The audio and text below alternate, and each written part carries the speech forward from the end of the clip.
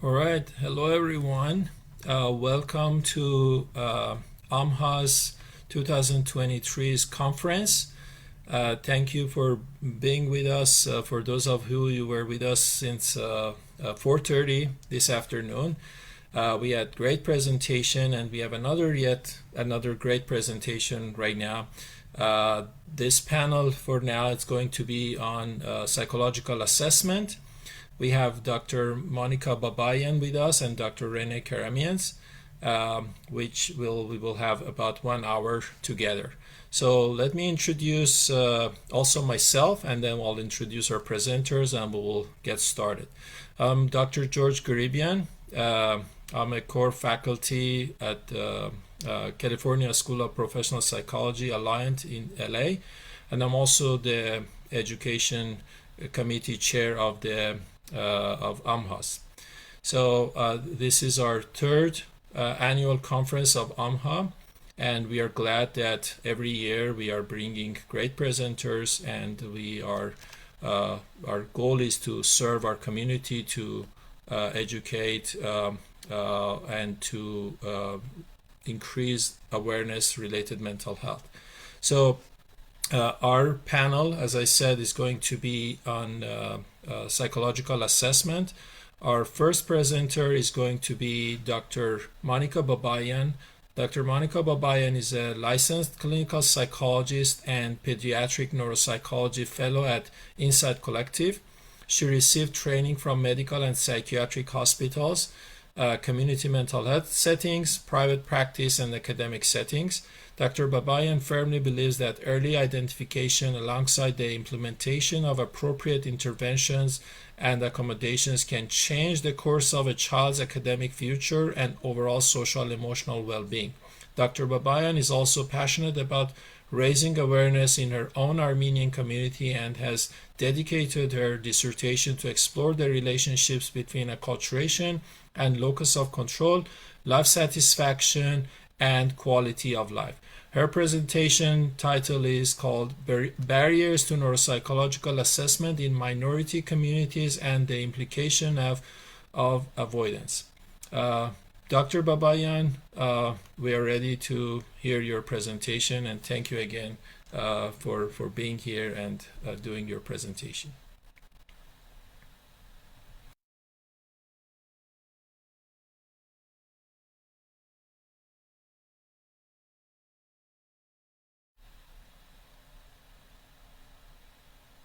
Can you see my slides?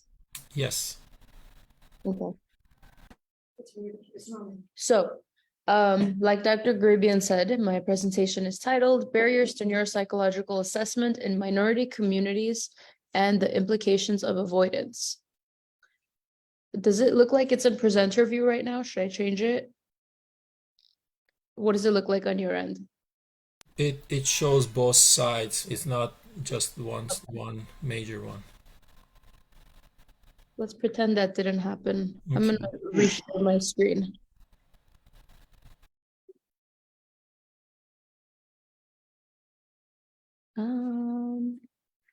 Give me 1 second, sorry.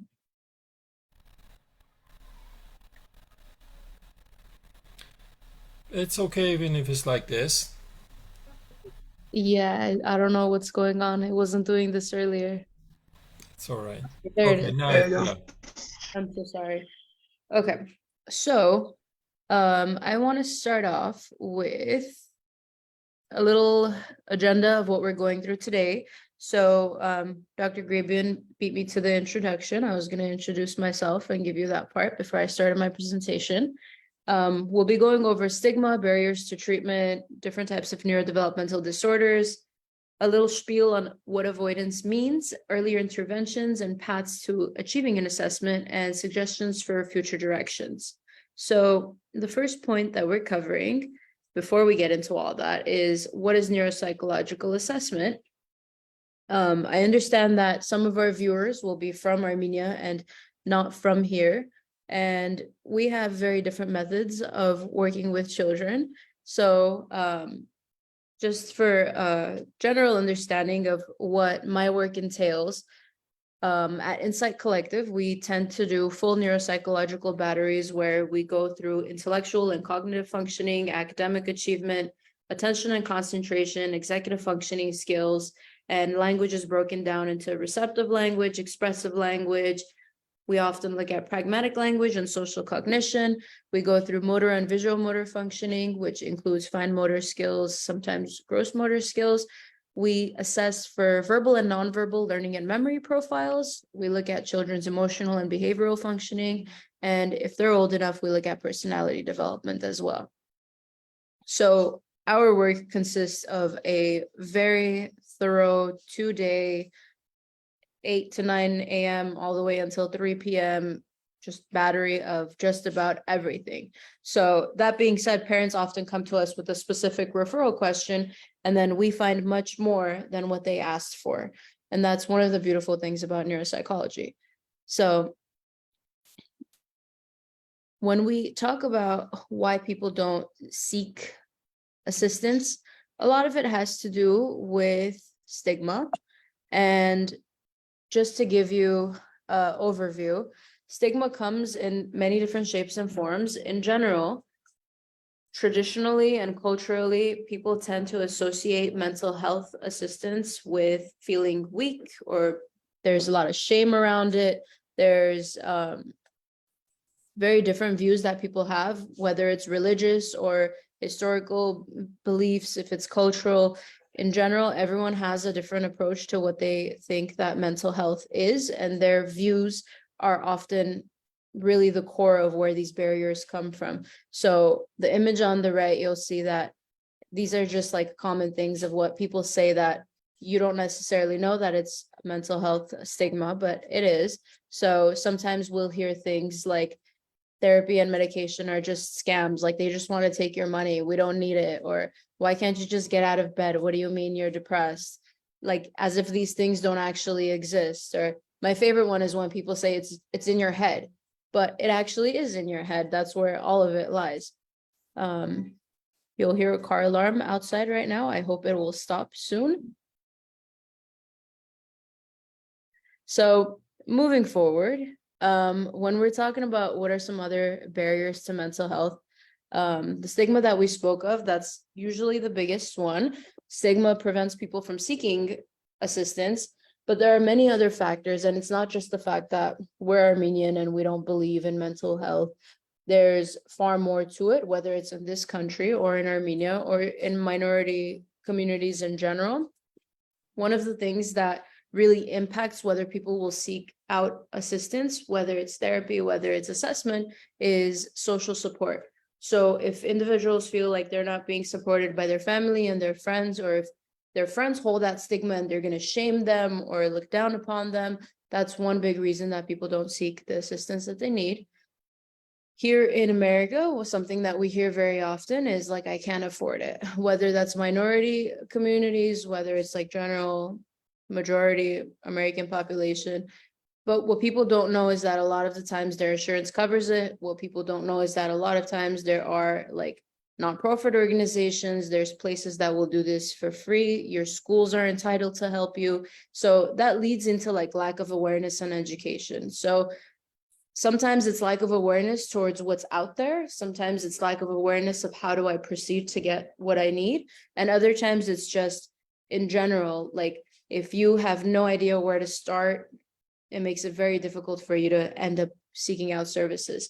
So access to services also relates to that, but with the added caveat of sometimes the nearest center is like 100 miles away.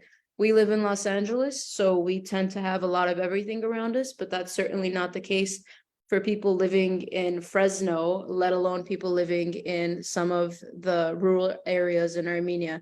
So that's something that's very, very essential, and Zoom has made that very more accessible to some people, but in some places in our country especially, it's still difficult to get any of those services.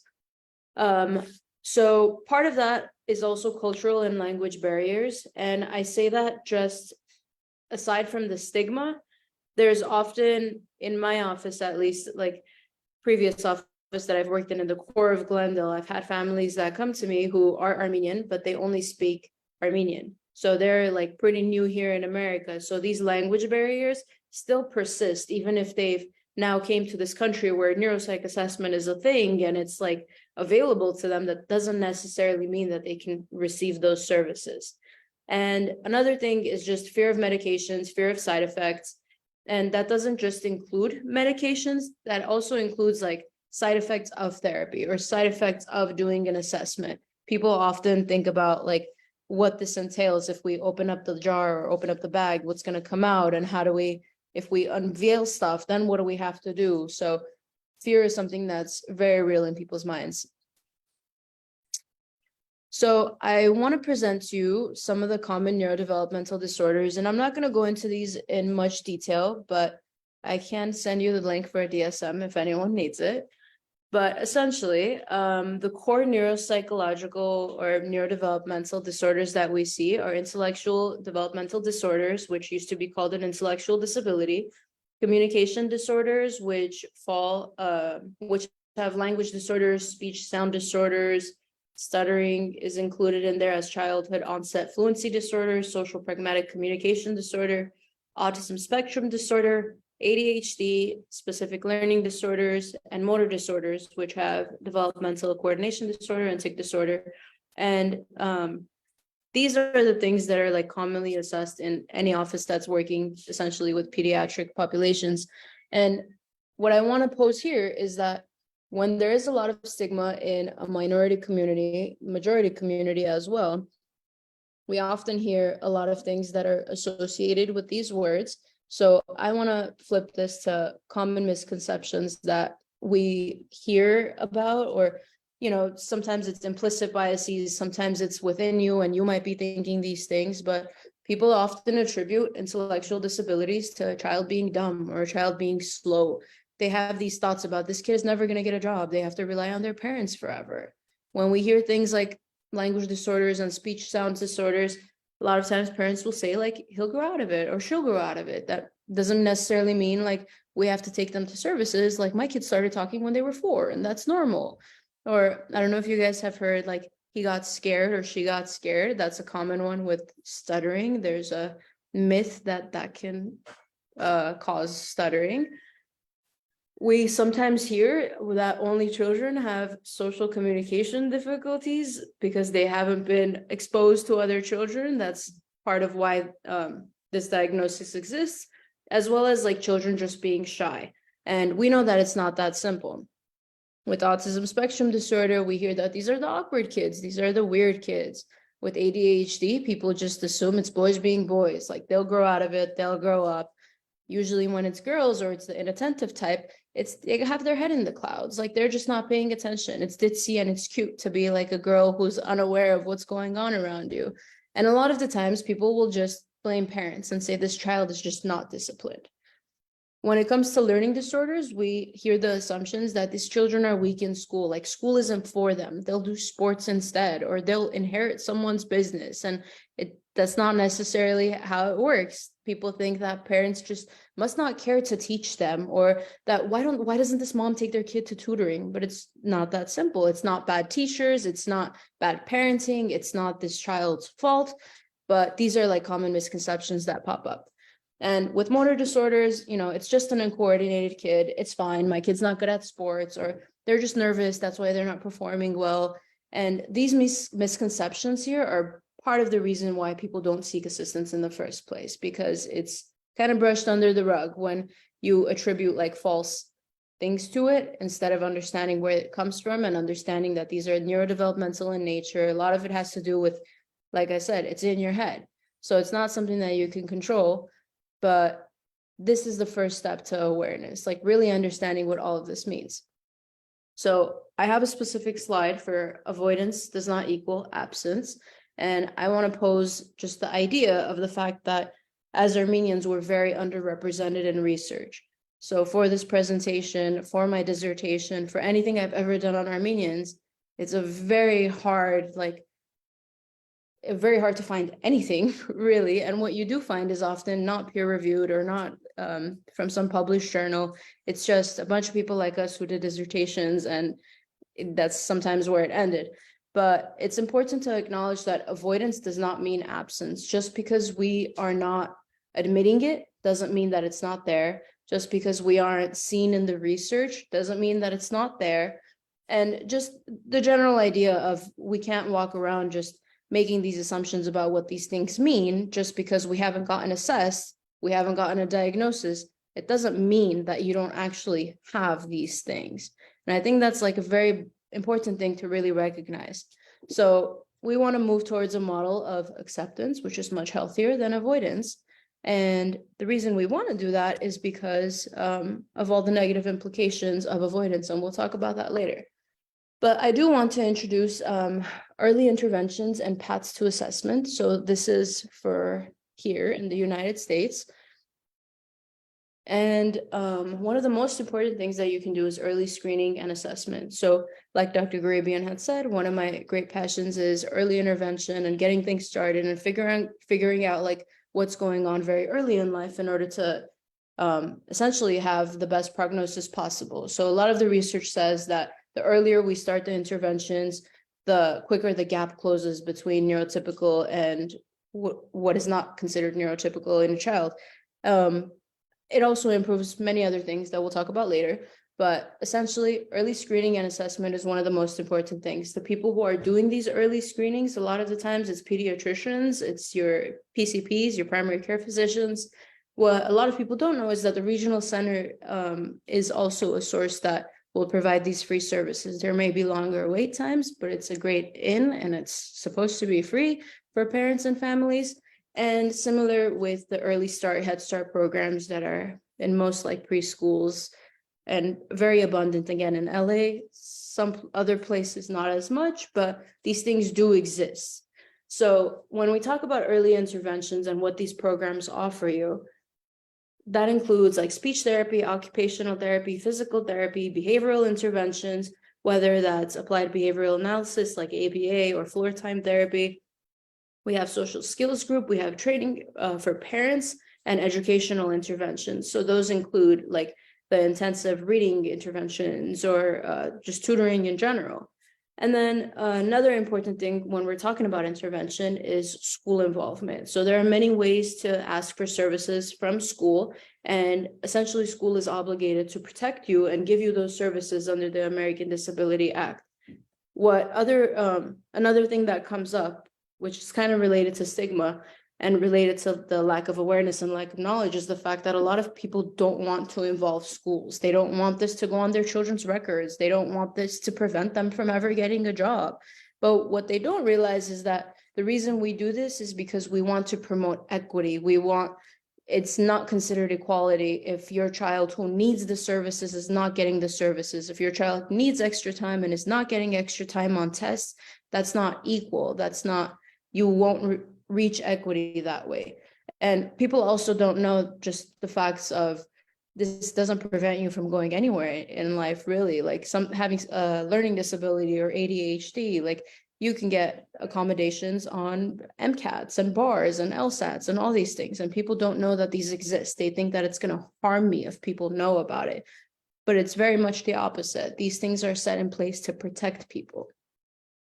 So, I kind of want to introduce like services in Armenia and early interventions that are available there. But I do want to share some data from UNICEF that says that less than 1/3 of registered young children with disabilities in Armenia attend any form of preschool education, while 2/3 of them do not have access to rehabilitation services. So they also say that 8 out of 10 children in the villages do not receive early childhood education. And these statistics are from 2 years ago. I can only assume that these statistics are a little bit worse now, considering what's going on there. But in general, it's said that 70% of the children in the country don't receive the care and education that would allow them to reach their full potential and have the chance to live healthy and productive lives. I think what's also important to note here is that what we recognize as full potential in Los Angeles is very different than what is available in Armenia to begin with. So these numbers would look very different if we were the ones conducting this data with the assessments that we had or things like that, and we'll also get into that later. But some things that do exist in Armenia are early childhood developmental centers. So these are usually for pregnant mothers and young children. It includes prenatal care, promotion of child nutrition, micronutrient supplementation, parenting education, and preschool education. So it's not nearly as detailed as the first slide that I showed you all, but these do exist, and autism centers are also something that are popping up more readily in Armenia these days, which is quite wonderful. I personally cannot speak on what they actually do, if there's like ABA or floor time therapy, or if it's just talk therapy, but the fact that they're starting to pop up means it exists and people are aware, and that's definitely a good thing. And just other interventions, like they do have speech therapists, they do have physical therapists, they do have occupational therapists. I think the one thing that's really missing is the neuropsychological piece and the assessments that we have. And again, I'll have a little talk about that later. But in general, I do want to broach the topic of what are the implications of avoidance, like what happens to our children and to the teens, and eventually these people become adults. And one of the greatest things is continued impairment. If you never work on the thing that was the problem, it doesn't really go away. We can't go on living saying like boys will be boys and they'll grow out of it, or it's okay. Like, you know, I talked when I was 8. My kids should talk when they're 8 too. Like, that's not how it works. So continued impairment is a thing. This continues to affect these children. It increases the risk of co-occurring disorders. And what this means is that essentially, if you're not treating one thing, other things sometimes fall behind as well. So for example, if a child has ADHD that goes untreated, it's very likely that they start developing learning disorders, where over 40% of children with ADHD will have one learning disorder. So it's important to kind of target what's going on to prevent more loss in the future. Something that's extremely common with children and adolescents is low self-esteem, which essentially this is related to the anxiety and the depression and the little autonomy that they feel when they do have to rely on their parents for a very long time, because they aren't taught the skills, or they aren't given those like social skills classes to make friends themselves. So lack of social skills is also there. Lack of friends is real. Bullying in school is something that's just happened forever and ever, and something that probably will happen forever. But a lot of these social skills classes teach you how to respond to certain situations, or if you do work on those skills, say someone has a speech sound disorder, and which is essentially a really bad lisp, kids will make fun of you in school. The correct thing as a parent to do is like, let's fix this so other people aren't harming our children's mental health, essentially. So academic difficulties are also like implied with avoidance. If we're not targeting the math or the reading or the writing, it just continues to become worse as it goes. And there are subjects like math that it builds upon each other. So if you failed like addition, chances are you're probably going to have a hard time with everything that comes later. So that being said, continued family stress is a very real thing. We know that when one child in the home is experiencing something, whether it's mental illness, whether it's physical illness, the stress is for the family and not for that child alone. So even though there's this idea that if we don't talk about it, if we brush it under the rug, then it must mean that it doesn't exist. It just prolongs how long the family is going to experience this stress if we don't work on the thing that's the issue. When we talk about like what are future directions, what are things we can do, I think it's extremely important that we start reducing stigma within our communities. And some of the ways that you do it is you post about it, you talk about it, you read about it, you recognize your own biases, and you normalize it. When we start using like people first language and stuff, you start to see those stigmas breaking apart. It's really important that, you know, a lot of the times people will say like, who's going to see this, or who's going to like understand what I'm trying to say. But sometimes it just takes one person to convince another person, and that tends to like have a domino effect. So it's really important that we become like, we become the ones in our communities that try to push out of those bounds and really expose people to it. And one of the ways to do this is by studying it deeply. So teaching it, researching, and publishing data, especially because of what I said earlier about the fact that we are pretty non-existent in a lot of ways in the research out there. And becoming a service provider, I think, is extremely important. And I think I've learned as like an Armenian service provider that a lot of the times our family members may not want to seek treatment, but once it is with another Armenian, there's automatically like a different level of comfort. So if we have that availability, that makes people more likely to seek out that service. And then I think one of the other things that is going to be the most important is just doing things that have not been done before. We have to be the ones to break the cycles. We have to be the first in the family that goes to therapy, or the first in the family that acknowledges the child's like differences with a certain subject, or difficulties with speech, or difficulties with motor. We have to be the ones that say, I don't care about what our community has decided. I don't care about what other people think. Like, I need to get these services. Again, it has like very big trickle effect. When one person does it, it then becomes normalized. I think it's super important to like develop programs. And what I mean by that is similar to like what happened when the war started 2 years ago, where Dr. G, you were part of this, getting like Armenians to provide like trauma response services to whoever was in Armenia. I think was an incredible idea. And I think it's just important to at least try to do some of these things, whether it may or may not come to fruition, who knows, but it's important to at least like shoot your shot and try to take something even here. You don't have to necessarily take it to Armenia. Even within our own community, it's important to get people involved and just do things.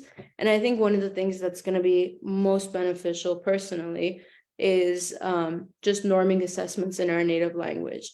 I spent forever trying to Google an IQ test in Armenian and to see if that exists. And I was like 99% sure it doesn't, but I think Google agrees with me.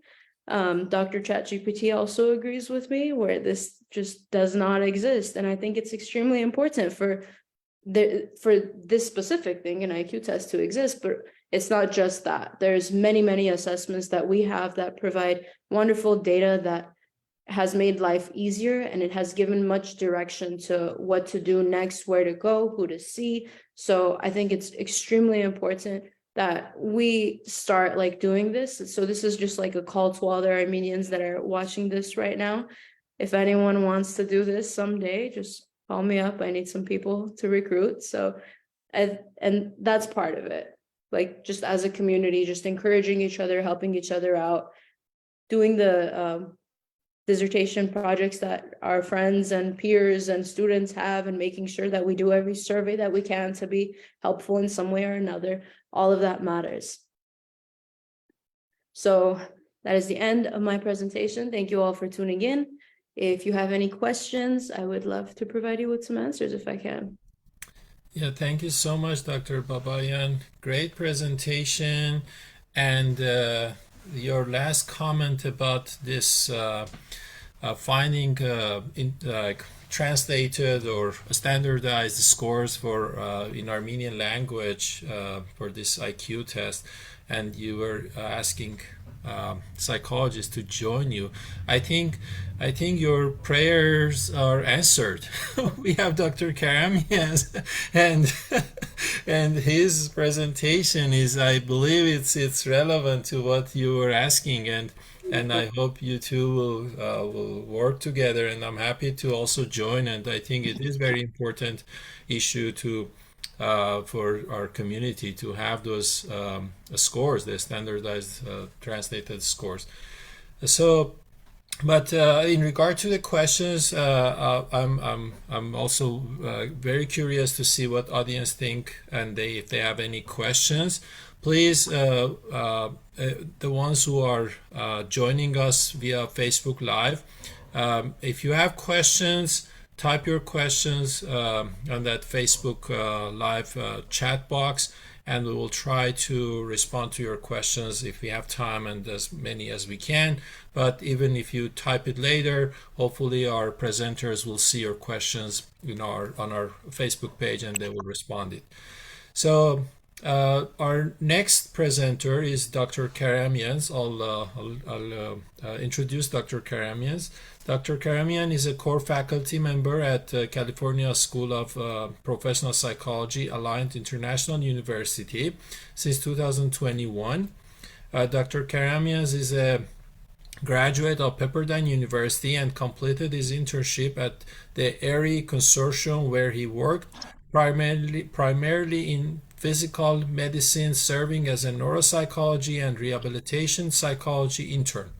He then moved on to complete his postdoctoral training at the Ohio State University Wexner Medical Center, where he continued his clinical work in physical medicine as a rehabilitation and neuropsychology fellow.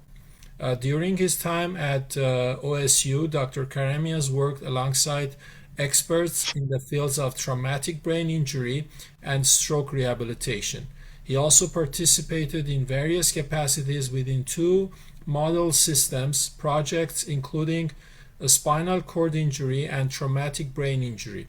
Dr. Karamian's most recent publication, entitled Effectiveness of Virtual Reality and Gaming-Based Interventions for Upper Extremity Rehabilitation Post-Stroke, a meta-analysis, which was published in the Archives of Physical Medicine and Rehabilitation. Dr. Karamian's presentation title for today is called Multiculturalism in Neuropsychology and Cultural Specific Normalization. So, Dr. Karamians, we are ready for your presentation, and then also just again reminder for the audience who are joining us via Facebook Live, please type your questions for our presenters and we will try to respond to the questions, as many as we can. Dr. Karamians, please go ahead and for your presentation. Thank you, Dr. Karamian. Thank you for the introduction. That was I did all that, huh? That sounds like a lot. So when Dr. Karamian asked me to give this talk and really have a lot of time to come up with like a big, groundbreaking idea. But this topic is important, as Dr. Babaian was saying. And this is something that I go on a diatribe on with my students, and my frustration with companies like Pearson, who publish instruments like the IQ test, the WACE.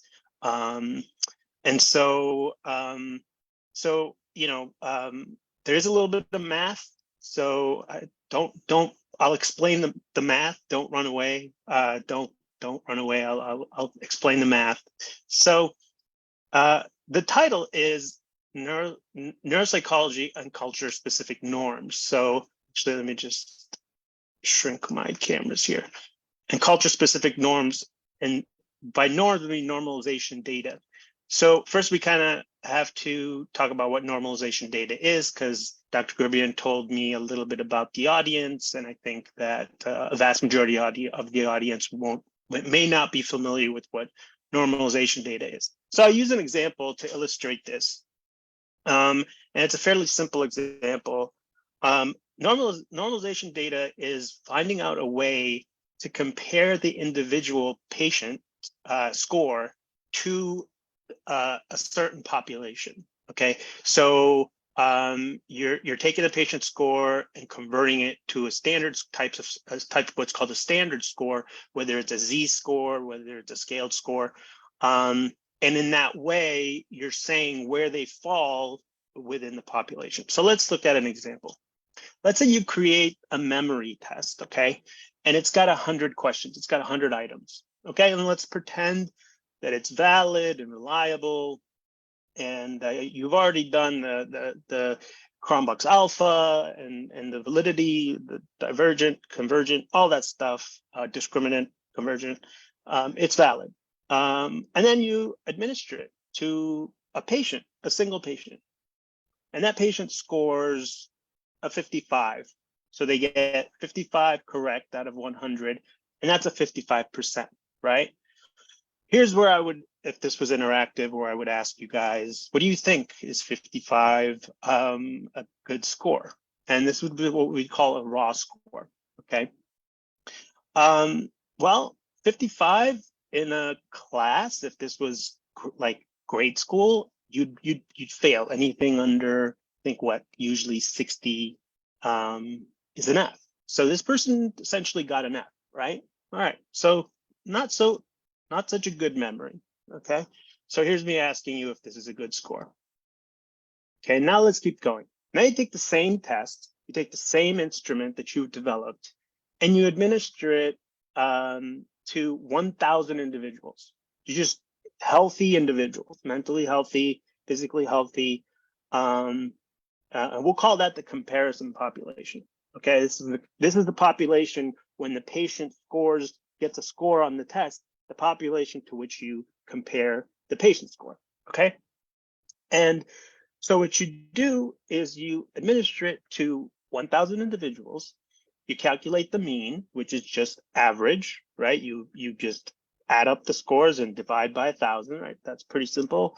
And then you determine the standard deviation, which is you get the mean and you subtract that mean from each data unit, each 1,000 each of the 1,000 individual scores that you have, and then you go on and you get your sum of squares, and then you get your standard deviation. That's that. It's just kind of basic arithmetic used to develop. So then you have the mean and the standard deviation, and you find out after administering to 1,000 individuals that the average person out of those 1,000 scored a mean of 33 on that test with a standard deviation of 6.2, right? Okay, so now the average person scored a 33, and so now you have some normalization data, right? That's what normalization data is. So now looking at the patient who scored a 55, you start to see that just looking at the 55 without the normalization data is meaningless. That's what we say, the raw score is meaningless. That's why when a patient asks you while you're administering an IQ test or any kind of an instrument, am I doing okay? You really aren't lying when you say you can't say. I mean, most of the time you can tell if they're doing well or not, but usually you don't give any kind of feedback. I just say you're doing fine. But really, it's the truth. The raw score, which is what you have by the end of the administration of the instrument, is truly meaningless. You have to look at the normalization data. And by the way, the normalization data is stratified by age and sometimes even age and education. So, a 65-year-old is getting only, 20% of the stuff of the questions correct, and it might seem like they're doing bad. But when you compare them to other elderly people, to people their age, you see that they're doing pretty okay. All right. So that's normalization data. Is you need a reference point essentially, and you can see if you do the calculation, which is your patient score, the guy that scored 55 minus the population mean, okay, equals 22. 22 divided by 6.2 is about 3.5. This means that this guy that scored 55 is 3.5 standard deviations above the mean. And what that means is, just to give you some idea of what that means, one standard deviation is statistically significant, and typically 1.5 standard deviations, you're clinically significant. So this person is now, with a score of 55, has an exceptional memory. They would be in the top 99 percentile probably of the general public. And this is what we call a Z-score. Okay, so this is a Z-score is a type of standard score. By the way, there's also a type of standard score that's actually called the standard score, and that's what we use with the IQ test. We get the FSIQ is a standard score, which is, confusingly enough, is a type of standard score. But the Z-score is what's most commonly used in neuropsychology with our pure core neuropsych instruments, which, by the way, does not include the IQ tests. We don't really consider the WAIS a neuropsych instrument. Aspects of it are neuropsychologically, like the arithmetic, working memory, processing speed, are neuropsych tests, but overall, we don't consider that a pure neuropsych test. So anyway, moving on. I don't know why it does this every time, but okay. So what's the problem with this way of doing things, of administering it to just the average population, just randomly pick 1,000 individuals, which Pearson with the WAIS does 2,100, okay? 2,100 individuals. The problem arises when your patient is vastly different than the population to which you're comparing them. Okay, and so I won't read the quote by this gentleman, Dagir Manyan. It's from the book Ethnicity and Family Memory. But in the Armenian community, there's a heightened wariness of what's called outsiders.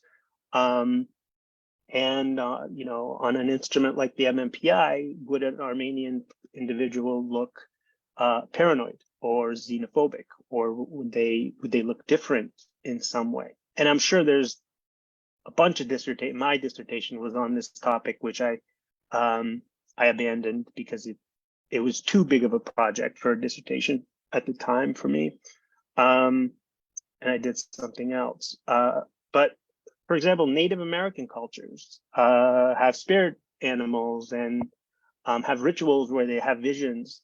Are they going to look on a MMPI, which is a test of personality? Are they going to look like they're psychotic? Because they're going to report, yes, I do see things that other people don't see, right? They're going to stay true to that. And the frustrating thing is, and I'm going to say this again, I'm going to repeat myself a little bit, but Pearson does collect data on multiple ethnicities. And I'll show you, or not Pearson, but the Pearson waste people and MMPI3 people, they do get ethnic specific norms. They just don't separate them out, okay? And I'll show you, I think, in the next slide, what ethnicities they shoot for. But they do it based on the US Census. So if the US Census, the latest US Census says 20% of the American population are Asian, then they stratify their data, their sample. It's a stratified sample where 20% of that 2,100, the sample, would be of an Asian culture. And they don't break those Asian cultures, for example, down into the subcultures, which is also even more problematic. So this is how they do it. And a potential solution is, hey, since you're already collecting the data, even though it's stratified based on the census, why not separate out the norms, and not just for age, but for ethnicity and culture and race also. You know, I've looked for the answer for this, because when you compare an individual like an Armenian, who is Dr. Babaian saying, or not very well represented, you're going to get you're going to over pathologize or under pathologize, and you're not going to get at the true characteristics of that individual, or in an IQ test at that person's true abilities. Okay, and so it's problematic. And these are the populations. This is for the MMPI3, and it's based on, I believe, the 2020 census. I don't know which census this one is based on, but these are the populations that they cover. Okay, but again, when you're putting in your patient's scores, your patient is getting compared to the full 1620 of the individuals. Okay, they could easily break it up into, like, if your patient is Black or Hispanic, they could compare them to just the other Hispanic participants, which makes it more fair. They don't do that. Okay, and the explanation is that their reasoning is, we don't separate it out because when we control for cultural and socioeconomic factors, statistically, when we control for those, the differences go away. And so that's a bit frustrating. That's good for the ivory tower, where in the laboratory where they do the research, and they can statistically control for things. How do you control for that in what I call the trenches, in the clinics and the hospitals where we're doing the work? And I mean, I'm an academic. I wouldn't call that the trenches, but definitely when you're working in a hospital or in the clinical setting, that's the trenches. And so, how do you control for that as a clinician when you're doing the clinical work? Okay, do I just say, could you please? Here's the instrument. Please fill this out. This MMPI-3. But could you please try to stop being Armenian and just please stop? Just forget your cultural beliefs for the hour, 45 minutes or whatever it's going to take you to do that. That's not reasonable. That doesn't work. So it's kind of frustrating. And again, my students have heard me, go on and on about this, this problem. With the bigger instruments that are not neuropsych instruments, because with the neuropsych instruments, we do have things like the compendium. This used to be called Spreen and Strauss because the authors were named Spreen and Strauss. Now the fourth edition, the authors have changed. So we're going to call it the compendium now, I guess. The compendium takes essentially studies that people have done on specific cultures, right? And those papers have essentially the means and standard deviations in a table. And so they take those papers, they take the tables, and they put them in this book. And it's a massive book. I mean, it's like, you could exercise with this, you could lift weights with it. It's a massive book. So here's an example of something of one of the tables from this book, this resource. You can see this is finger tapping, which is not going to be radically different across cultures, but this is by age for Japanese Americans. And you can see here's the N. There was 58 men between 70 and 79. The mean is 42 taps, and the standard deviation is 8.3. So you could easily, if your patient is Japanese, you could easily go to this book and take your mean, take your patient score, subtract the mean, and then divide it by the standard deviation to get your Z-score. And then now you've compared your Japanese male to other Japanese males of the same age. Okay, and you can see they're kind of a couple age ranges, male and female. So this is a potential solution. And we've been doing this in the neuropsych, again, the pure neuropsych instruments like the finger tapping and Boston naming and all the trails A and B. We've been doing this for years. It's old news to us.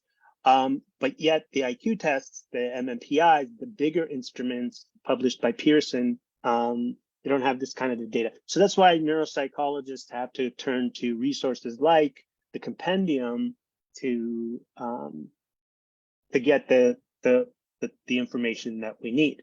Okay. This is also another solution, neuropsychnorms.com, which I helped develop when I was at Cedars-Sinai. And I think Dr. Christina Yamakawa, who I believe I invited her, she may be in the audience. She also, I believe, helped with this. This website essentially takes, whenever someone publishes a paper like this, where this table was from an article, they can send that paper to neuropsychnorms.com. And if they pass all the rigorous tests, like all the rigorous requirements that the authors have, then those norms get added to the website so that when you log in and you type in the demographic and the instrument that you want, it gives you basically tables like this in order of best fit. By the way, I skipped something. I wanted to talk about this real quick. In using this method, see this is the N is 18. This is probably not going to be symmetrical, so that's problematic. A lot of neuropsychologists, I shouldn't say a lot, I should say I've come across a couple people who would use this. I would not use this because 18, again, if the data isn't symmetrical, 18 people is not enough probably not enough to get. Your data is probably going to be skewed or kurtotic. And if it is skewed or kurtotic, the Z-score is going to be meaningless. because that's not the skewed data doesn't represent the population. Okay, so just to be clear, if you're going to use this method or a book like the compendium, make sure the N is large enough. I would say probably above 30 is a good rule of thumb. Above, look for above 30. Above 30, you still might have some skewed kurtosis, whatever, but there's much better chance that the data is going to be symmetrical. Okay, so why give this talk? Just like Dr. Babaian did, I encourage you all out there to engage in this kind of research. And if you publish articles on the Armenian community, please put the table in this format in the article so that authors like these good people here can take those, and people like Dr. Enrique Lopez can include it on their website, neuropsychnorms.com. So yeah, so that's it. Any comments, questions, cries of heresy, anything like that? Thank you so much, Dr. Karamians. Great presentation. I'm very excited about this, both of your presentations, and the feedback that we have received so far. It's all positive. There are lots of messages of appreciation and encouragement for both of you to continue this work. We have some questions and some comments I'll share, and whoever wants to respond, please feel free to respond. So one of our audience has asked, I'm curious if you have any ideas on ways that folks outside the Armenian community can support your drive to both address stigma as well as get existing batteries adapted. I think I can start speaking on this question because one of the topics that I looked into in my actual dissertation on Armenians was how to get Armenians to trust other people outside of themselves, how to get them in therapy, or how to encourage them to stay in therapy. And one of the most important things was to recognize who they are, know their history, understand like what it means to them or why they have stigma against it. In general, most of what I found just said that in order to get Armenians to want to work with you, in order to get Armenians stigma against it. Sorry.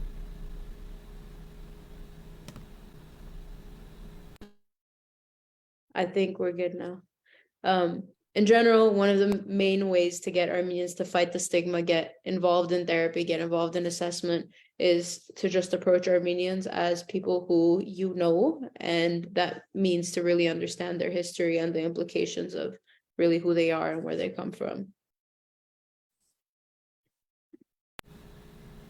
Dr. Karamians, do you want to? Yeah, I would just say, I would just say educate. If you're at a conference, if you're presenting on something at a conference, bring this up. Have a few slides on it.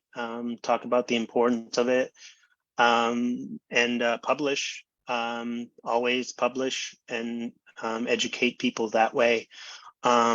Even books. There's a lot of great books out there. Dr. Kim Finney and I are working on a paper on presenting racism as a form of mental illness so that it could be put in the DSM potentially. It's a theoretical paper. We plan on talking about it in there.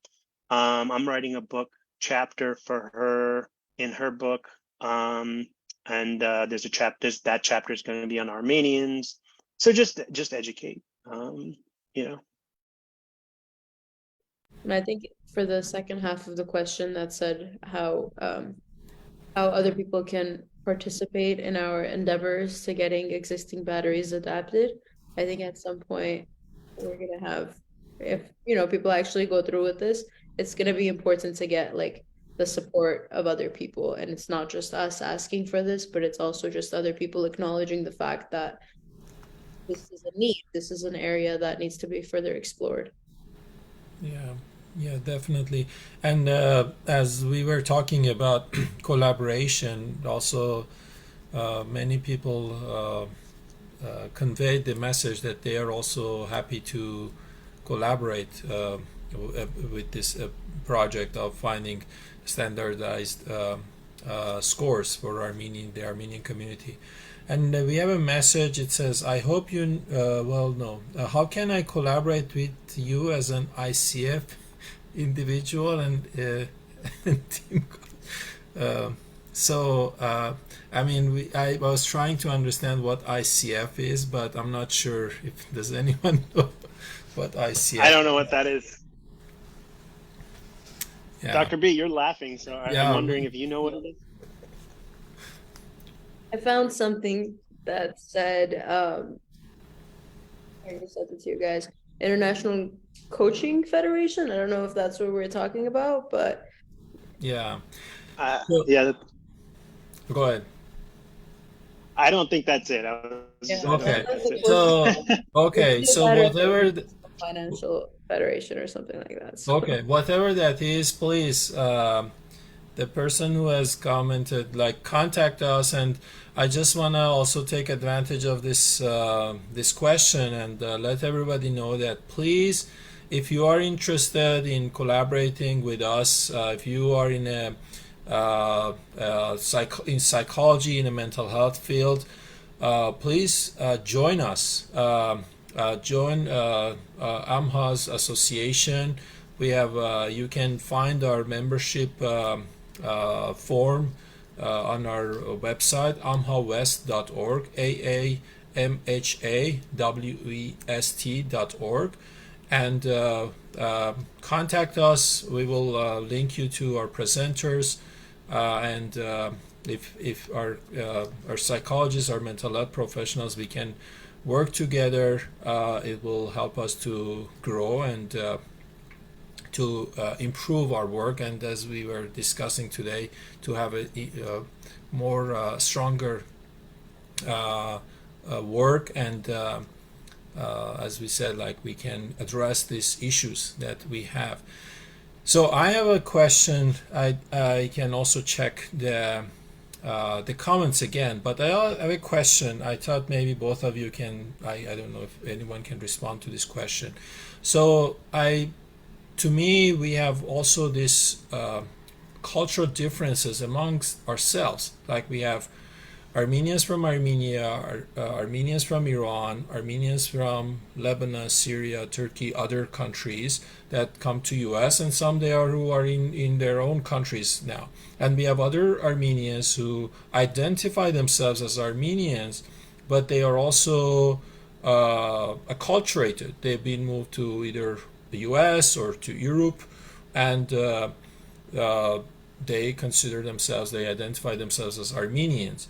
So I was wondering, what would be your thoughts about when we are talking about standardizing the scores for the Armenian community? Which group we are going to standardize these scores for? Is it going to be for one group, or we combine them? I wonder if anyone has any thought about this issue. Well, ideally, we would do separate studies or separate collection of normalization data for each population, but and that sounds like it would be quite a project. But I think if when there's multiple researchers involved, I don't think it would be a problem. Each researcher could do one culture, but another solution would be to just again. Do like the Pearson people are, do it stratified based on the different populations. Each section, each strata would be one subculture under the Armenian umbrella. So those are a couple solutions that I don't know if Dr. B has any ideas. Yeah, I think ideally, if we were able to do it all separately, I think that would make the most sense, because their dialects are very different, but also the cultural background is very different. It's not just the language, it's also what you know. For example, on the WAIS and WISC, the information subtest is it asks these questions that even within America, lots of people don't agree that these are like good questions to ask for it to be like a general consensus of the whole state, let alone like what Dr. Gribian mentioned, that with Armenians, even though there's not that many of us, we come in very different like shapes and sizes. So it's I think it would be ideal if we could find like a middle ground, something that everyone agrees on, or to do what Dr. Karamians also said. All right, thank you very much, both of you, for your responses. I don't see any other question in the chat box, so I think you can stay for a couple more minutes if there are other questions. But let's see if anyone who is listening to us right now, if you have questions, please type them on our Facebook page. That we can ask our presenters. But as we are waiting, like I also have another question. Maybe we can respond if like as we are waiting. So also we hear that some families, some parents are worried that if they have their children to be tested, the records of their mental health, their children's mental health records will stay there in the system, and they're worried about that. That's like there's going to be some diagnosis or some scores, and what the government or the system is going to do with that data, like that creates this anxiety, worries of for some parents not to have their children to be taking them to be tested, assessed, or at least not to be tested officially to have records. So is there anything you can again tell you can say about this and address this issue, reduce the worries of these parents, or if this is even a true thing, true worry? I think like I briefly touched on this, and what I've learned in my experience has been that getting the testing, getting the diagnosis is something that helps you. It's meant to be there to protect your children. It doesn't prevent them from becoming doctors and lawyers and pharmacists and all the other good things in life. It's more to assure that your children are able to get there. So I personally find it that the more dangerous, the more harmful thing for a child would to be to not get services, to not get school to help, because that is the kind of thing that inspires a child to not want to go to school, to drop out, to feel ostracized, to feel different, to feel dumb, to feel like low self-esteem and all these things. So at the end of it, I really do think it's like a cost benefit, whether or not we will end up knowing the costs fully 30 years down the line. Regardless, that's how you keep your kids in school. That's how you keep your kids engaged. That's how you assure that they even get to higher education a lot of the times with some of the difficulties that they have. So I think the real question is like, what's going to help my child? What's going to help them? And is it going to hinder them more if I don't do this for them? So I think it's just really important to consider like the other side of it, of what happens if we don't do this. Because the what ifs are endless of what could happen, but we do know that if we do this, we know what that entails, and that's really services and assistance and help and accommodations, and that carries through, whether it's community college or grad school or elementary school, or at some point in life, it's things much higher than that. And I personally don't know anyone who's been like reprimanded or lost out opportunities for having any diagnoses, but I'll let Dr. Karamians also give his spiel. Thank you. I think that's a so first of all, you know that there's HIPAA and educate them about HIPAA and how the records are protected. But I think the bigger issue is this stigmatization of the diagnosis.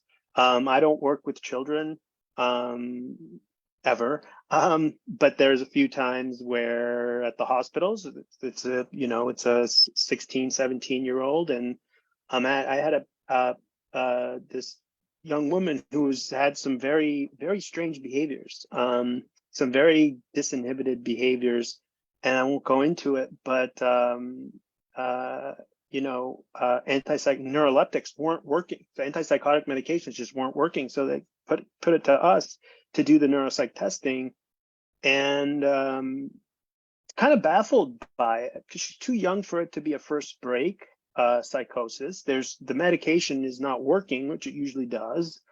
And we're just kind of baffled by it. So the diagnosis my supervisor came up with ended up being Lennox-Gastaut, which is a type of childhood seizure disorder. And yeah. So anyway, I didn't agree with that diagnosis. I don't, again, not a child person, but I think 16 is too old. It would have resolved by that point. But the idea was that there were frontal seizures her entire childhood, which destroyed the frontal lobe, and that's where this disinhibition was coming from. And guess what? The parents, who were not Armenian, but they were from, they were Indian, were actually happy.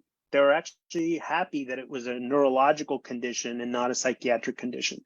They literally wiped their brow and said, wow, that's a relief.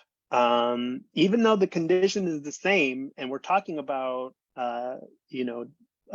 necrosis of brain matter, and a much more serious condition that can't really be addressed medically, they were still relieved because it was not a psychiatric condition. It was a neurological condition. And so that's the core of that question is getting rid of that stigma. That the brain is just another organ. You're not going to feel shame if your liver is malfunctioning. Why do you feel shame when your brain metabolism is off? So it's getting at that, I think, is the core of that question there. Thank you so much. Great responses. Yeah, it's very important to have this knowledge about mental health disorders and destigmatize the mental health problems. And so with that, let's close our session. And I want to take this a moment and express my appreciation of both of your presentations, Dr. Babaian and Dr. Karamians, and also thank our audience for being with us, listening and asking their questions, sending their supportive messages, and also thank my colleagues in AAMHA, Armenian American Mental Health Association, that they all helped us to create this conference. And one more time, I want to invite our psychology students, mental health professionals to join us. We have the forms at amhawest.org to be a member and support us and let us work together to help our community. And with that, I want to thank again everyone, all presenters today, and our audience. And I hope that everybody has a good evening if they are listening us right now or later. Have a good day. Have a good weekend, and I hope we see you next year. And also in our other events, we also have AAMHA's events. Once a month we usually have a talk. Please follow us on our Facebook page, our Instagram page, and you will be notified of our events. All right, thank you everyone. Bye-bye.